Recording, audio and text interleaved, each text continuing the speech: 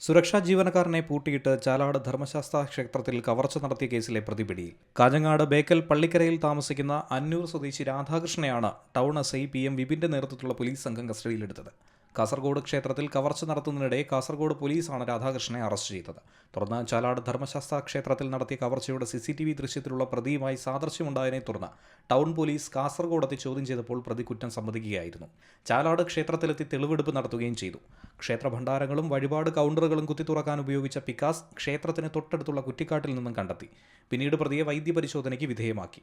May 20 പുലർച്ചെ 2 ധർമ്മശാസ്ത്ര ക്ഷേത്രത്തിൽ കവർച്ച നടന്നത്. ക്ഷേത്ര ഭണ്ഡാരം തകർത്ത് 20,000 രൂപ മോഷണം പോയതായി കാണിച്ച ക്ഷേത്രം മാനേജർ CM ശ്രീജിത്ത് ടൗൺ പോലീസിൽ പരാതി നൽകിയിരുന്നു.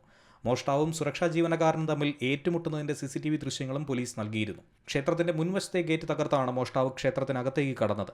അകത്തെ മുറിയിലുണ്ടായിരുന്ന സുരക്ഷാ ജീവനക്കാരനെ പൂട്ടിയിട്ട ശേഷം മോഷണം നടത്തി. ക്ഷേത്രത്തിനകത്തെ വഴിപാട് കൗണ്ടറിന്റെ പൂട്ട് തകർത്ത് അകത്ത് കയറി.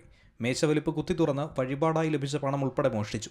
തുടർന്ന് ചുറ്റമ്പലത്തിന്റെ പുറത്തുള്ള പ്രധാന ഭണ്ഡാരത്തിന്റെ പൂട്ട് തകർത്തെങ്കിലും പണമെടുക്കാൻ സാധിച്ചില്ല. ഇതിനിടെ ക്ഷേത്രനടയിലെ മേശ കുത്തിത്തുറന്നു. പിന്നീട് വഴിപാട് കൗണ്ടറിന് സമീപത്തെ ഭണ്ഡാരം തകർത്ത് പണം കവരുകയായിരുന്നു. സിമറൻ ന്യൂസ്, കണ്ണൂർ.